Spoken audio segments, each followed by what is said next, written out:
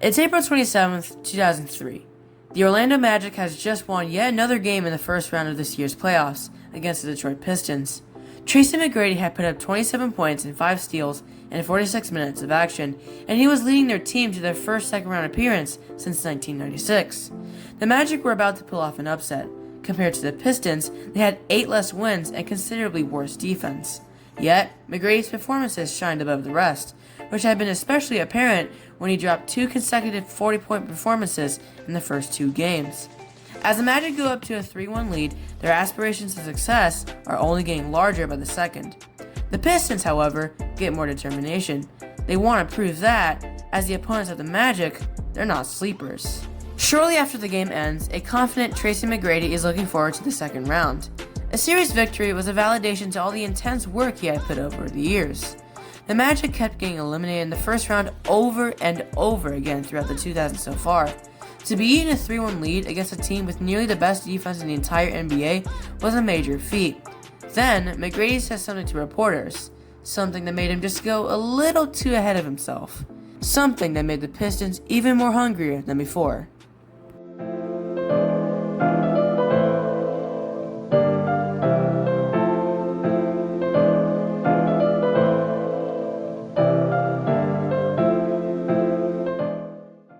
The Pistons had knowledge that McGrady said it, and so an internal team meeting began in the locker room. The team was talking about this one quote throughout the entirety of this discussion. This said discussion led to adjustments being made by the head coach, specifically around limiting the scoring prowess of McGrady. He was going to be guarded stricter and more often. This idea should have been from Game 1, especially because the Pistons had top-notch defense that would later help them to a championship the next year. Also, the Pistons were a more balanced team. With these changes now in effect for the rest of the series, what happened next? What the fuck is going on? 3 consecutive blowouts. The Magic were choking so bad that they were never even able to hold a lead at the end of a quarter again. This is not your typical fumble. If I could describe this in one word, generational. McGrady's legacy was hurt following the series loss, and the Pistons would go on to make the playoffs for the next 6 years, including appearances in the NBA Finals in 2004 and 2005. Another fact, even the quote that McGrady said was then misquoted in the years following the Jinx. Another fact, the Magic never made the playoffs again with McGrady on the roster. They went 21-61 in the next season before McGrady headed to Houston. Another fact, the coach of the Magic at the time was Doc Rivers. Yes, Doc Rivers. But this is only one moment in NBA history where players jinxed themselves and took the F. For sure, this was a notable one. In today's video, I talk about more notable cases of NBA players doing, well, you probably know by now. So buckle up and enjoy the lore. In 2004, the Los Angeles Lakers were the favorites to win the NBA championship. The roster had Kobe Bryant, Shaquille O'Neal, Carl somebody, and Gary Payton. Kobe is, well, Kobe. Shaq was starting to regress, but was still very effective and an MVP candidate. Well, this guy averaged 13 points actually, and Gary Payton was coming off an all-star selection from the Seattle Supersonics. While this team looked amazing on paper and something that could revitalize their dynasty, there were many problems. Payton and OK Please Stop Making Me Mention His Name for Goddammit Sake were in UNC status with their production decreasing year after year. Then Kobe was dealing with a case that I can't say on YouTube, and the former two did not fit well with Phil Jackson's triangle-based offensive system. Despite the flaws, the Lakers improved their record from 50 wins the previous season to 56, earning the number 1 seed in the Pacific Division. They caught past the Rockets in 5, Spurs in 6, Timberwolves in 6, and met a familiar team, Detroit. Detroit's defense was now at its peak. Still though, as I said earlier, the Lakers were favored to win. All of the Lakers' complications and the pressure from Detroit was too much to handle. After splitting the series by Game 2, the Pistons won the next 2 games. Kobe Bryant's shooting efficiency was piss poor, especially from the 3-point range, where he averaged just 17%. Shaq was unable to get his blocks in, only averaging 0.6 of them per game. By Game 4, the Lakers were running on eggshells. Detroit was ahead by 3-1, and it was a huge shock to Lakers fans. Before the start of Game 5, Kobe Bryant then predicted that the Lakers would win this game. ESPN reported him saying this, and I think the Lakers fans reading that article had more confidence afterwards. Prior to the 2004 playoffs, only 7 occasions had an NBA team successfully come back from a 3-1 deficit. Could the Lakers actually win Game 5? Can the Pistons be knocked off their course? And most importantly, can they win a 4th straight title? Nope. They lost out by 13. Kobe Bryant missed all of his 3-point attempts, and that was it for the Kobe and Shaq duo in LA, as O'Neal went to Miami to team up with Dwayne Wade to win the 2006 championship. The Pistons celebrated their title, and Kobe's prediction was just another tumbleweed passing by in their legacy. This guy is called Patrick Beverley, and from 2017 to 2021, he played for the Los Angeles Clippers. But why am I talking about him out of context? Well, he's a guy who jinxed himself not once, but twice. So this is going to be something wild. Back in 2019, the Clippers both retrieved Kawhi Leonard and Paul George.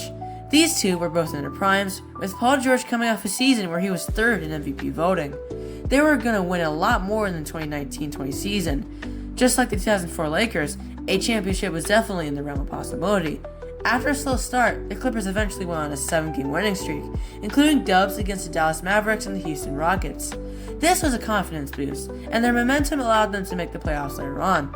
Their win against the Houston Rockets in particular led to Patrick Beverley making a prediction in late November that the Los Angeles Clippers wouldn't just make the playoffs.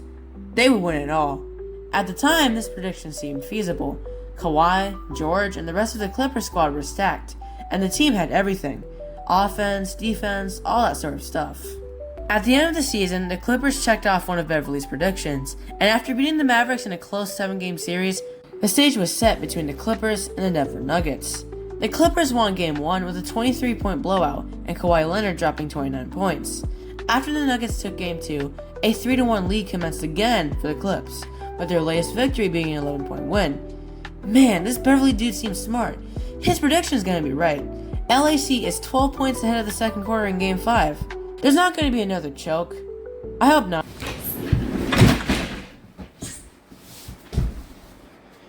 Oh my god. The Clippers choked 3 early game leads in a row, and the Nuggets' Jamal Murray and Nikola Jokic stepped up their game. And once again, an NBA player got a prediction wrong. But repeat what I said in the beginning of the video's chapter. 3 years after he made that prediction, that actually came pretty close, and now with the Minnesota Timberwolves, you'd think he'd have enough experience to not get too cocky and do a jinx. The Timberwolves were an improving team. They had drafted Anthony Edwards a year prior, and now they could start touching the playoffs. After winning 46 games, they finished as a 7th seed. That meant they would have to deal with play-in stuff. Things were easy though. Their only play-in game was against the now weaker Clippers, and they wanted to advance to the first round. But not before Patrick Beverley uttered this. Weak ass Clippers. Beat they motherfucking ass. Out of here. Out of here. This celebration caused Beverley to get a $30,000 fine for inappropriate remarks, according to the NBA. But karma for what he said was about to come. It didn't seem like it yet when the Timberwolves won Game 1 of the first round against the Grizzlies. But then Memphis got the next 2 games, and the Timberwolves failed to recover, ultimately losing in 6. Now how about he says weak-ass Grizzlies? That wouldn't work. Lesson learned, you probably shouldn't be making fun of teams, or else you'll later be the victim of another team's own fun. I'm just kidding, but you can get the point. Alrighty, time for some honorable mentions. If you're a hardcore NBA fan, then you've probably most likely seen this jinx from Nick Young, where Young prematurely celebrated before the basket went in, which of course is very embarrassing. Similar is Kemba Walker's own case. There are a lot more cases of NBA player jinxes, ranging from said trash talks, to awful predictions, Not 2, not 3, not 4, not 5, not 6, not 7. to strange injuries that could have been easily preventable, but as it goes with my videos, I'm only going to talk about 4 cases. NBA jinxes are not just embarrassing, they're hilarious, and sometimes ridiculous and stupid. Players tend to make these jinxes either because they're random, they're confident, or maybe even having some fun. But when the jinxes eventually turn out to be, well, jinxes, those NBA peoples are definitely going to have a hard time trying to keep their reputation clean and not get haunted in the years to come. Anyways, I'm some random Xander, and this is it. Goodbye. The Golden State Warriors will win the 2026 NBA championship.